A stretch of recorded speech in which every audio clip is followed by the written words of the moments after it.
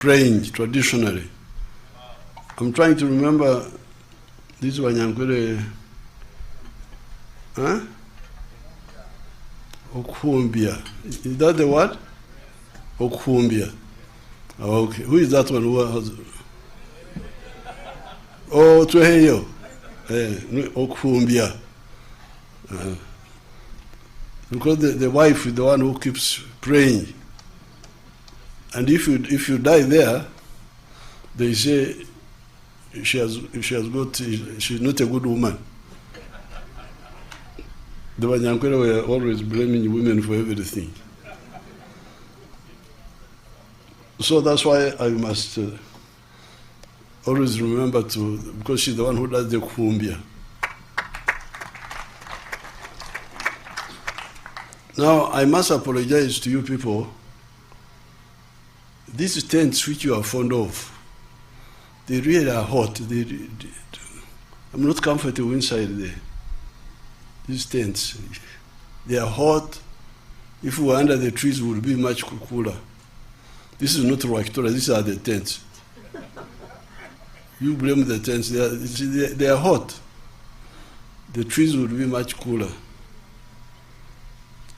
Now, I want to thank God for this victory. And all the victories we have had in the last 50 years, 55 years of struggle, since 1971. I also want to thank the NRM members and all the leaders who have been mentioned here, because all of them played a critical role in this victory. I don't have time to go into details, but it's enough to give a summary, to give that general thank you. I want to thank the armed forces for maintaining peace. I want to thank the religious leaders for praying for this success, many of them. I want to thank even the cultural leaders. Many of them are very responsive. They are very responsible. They don't support bad things. Although they are non-partisan, but they work for peace.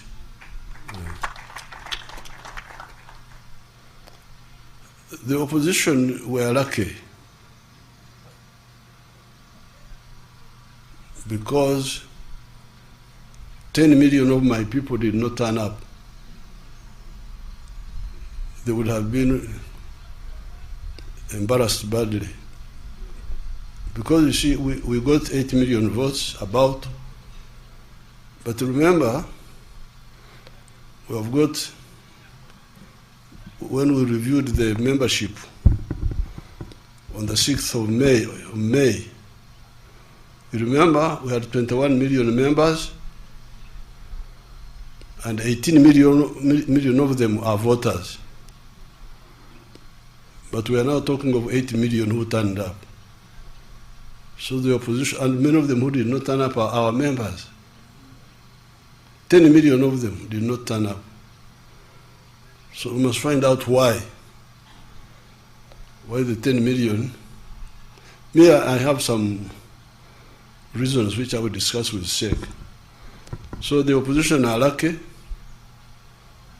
because if all our members turn up, there will be no opposition in Uganda, I can assure you. This is because you are beginning to go back a bit to the principles of the NRM. Because if you remember, those who are old enough, if they remember the elections of 1996, people were not willing to listen to any story from the opposition, from Semugeri. They said, Semugeri, please, don't disturb us. and had no impact in many parts of the country. Because that time we had dealt with the major needs of the people. That time, the major needs were, number one, a disciplined army which would not kill people, no extrajudicial killings. People were very, very happy with that. Amaje agaringa ababikira. That's what they used to sing. They would sing an army which is like nuns, soft. That was number one. Number two, these people who know Nyankore and Richiga and Rinyoro and the other dialects would say, NRM ekatweho kuryana.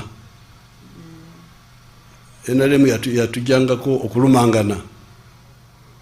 NRM has removed sectarianism, actually, that's what they were talking about. NRM has removed sectarianism from us. This was 1996. Then, that time, we had started rehabilitating the infrastructure. Rehabilitating the infrastructure, and they were beginning to see that rehabilitation is coming. And we had also solved the issue of shortages. Ebola into shortages, lack of soap, lack of salt, so people were so united. This one is coming back now. When I was campaigning, I could see it was that atmosphere of maximum unity is coming back. Why? In many areas, it is mainly because of peace, like in northern Uganda, West Nile. What? What are you talking about? You want to bring war again? No. Northern Uganda, some parts of eastern Uganda, this is one factor, peace.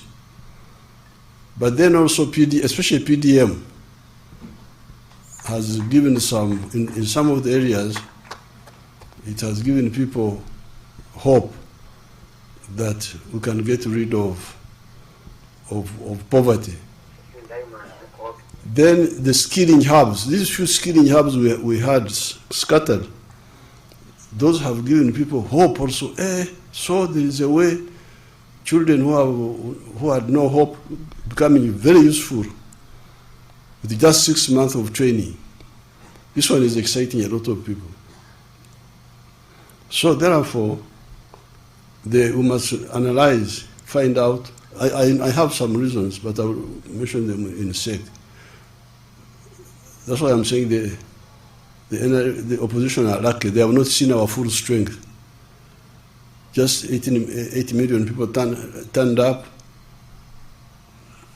Many of the spirit votes are ours.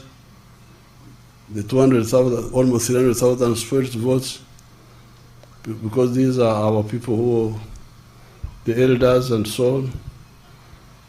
So, but it's a good test of the strength of the NRM, but it's not all the strength. If all the strength of the NRM turn up, there will be no opposition in Uganda. Now, unfortunately, the opposition, some of the opposition are wrong, but not terrorists. But some of the opposition are wrong and also terrorists.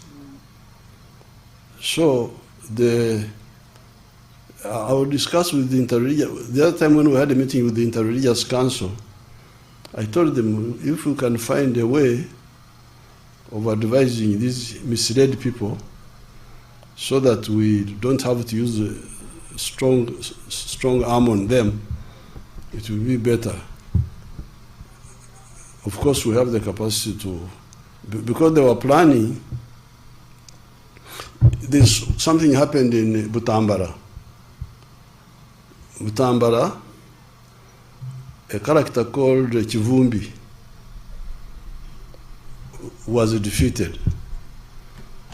Now, the plan everywhere was that where Nup is defeated, gangs with the pangas. You remember pangas?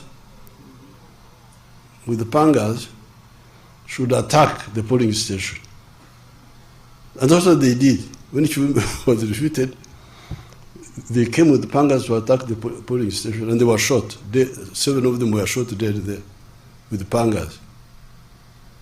Now, those who came to Nakasero on the 14th, on the 13th, remember that I was up the whole night. I didn't sleep. They came to pray there. They saw me there. I didn't sleep the whole night. I was busy meeting.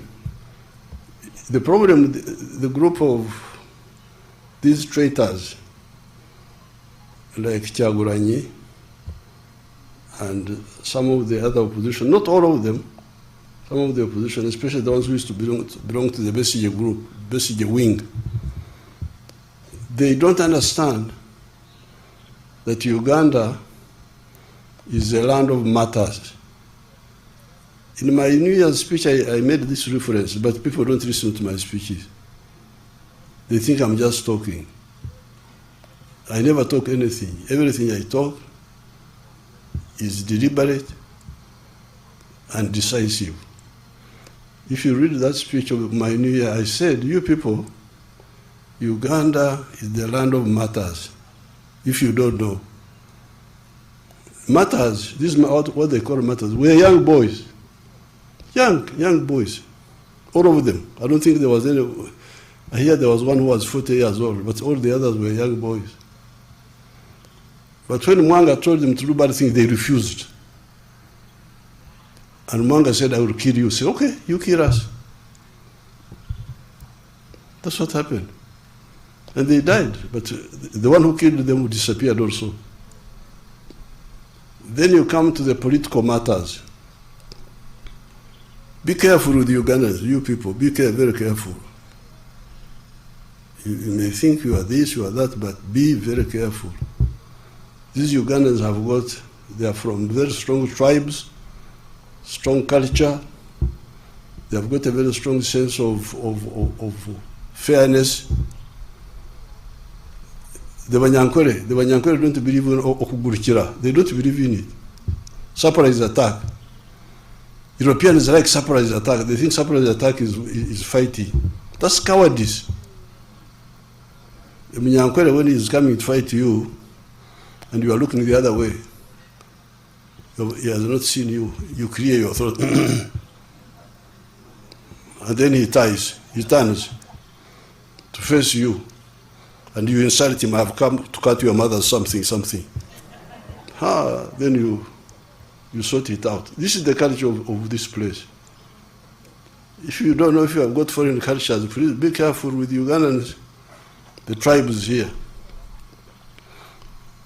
Basilio Kero captured our people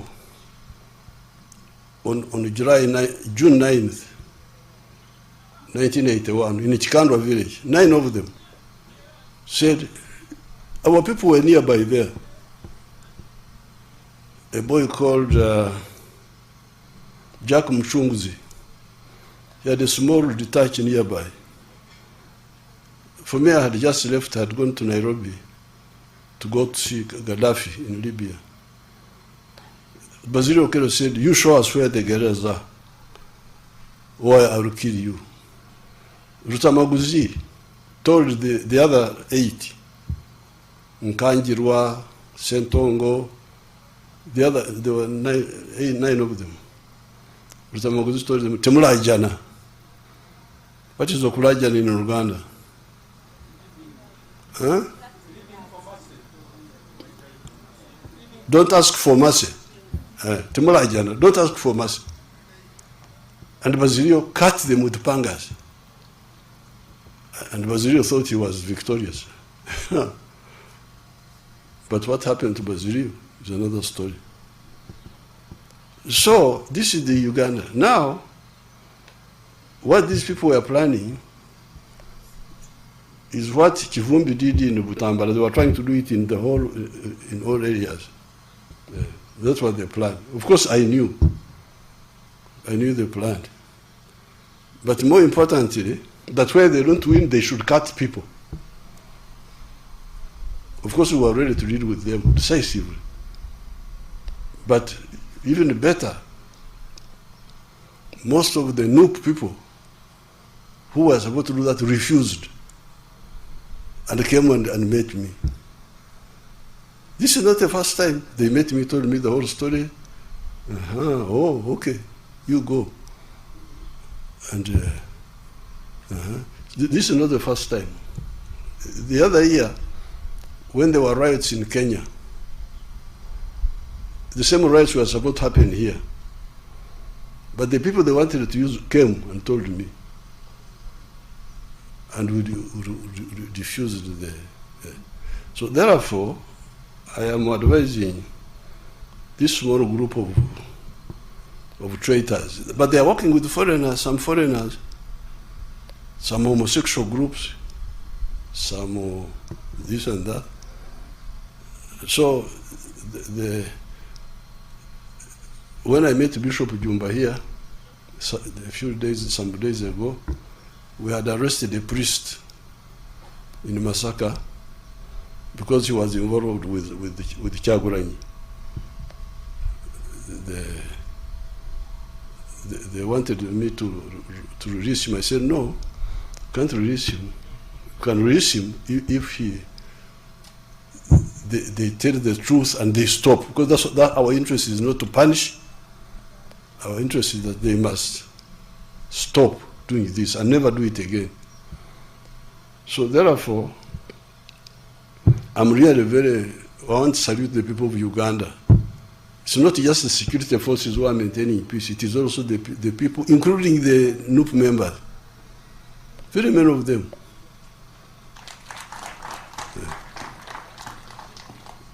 I really thank the Ugandans. The Ugandans are you should be very careful with them. Yes, some of them have grievances, have this, have that, but once you go beyond certain stage, they will say, this one. In fact, what many of them are saying, Libya. That's what they came telling me. We don't want our country to be like Libya. So all the traitors, this is free advice from me, that please stop what you are doing, because we know the one with commercial farms, the one with factories, the ones with hotels, including the foreigners who are coming with factories, those we shall continue supporting them. The owners of the real estate,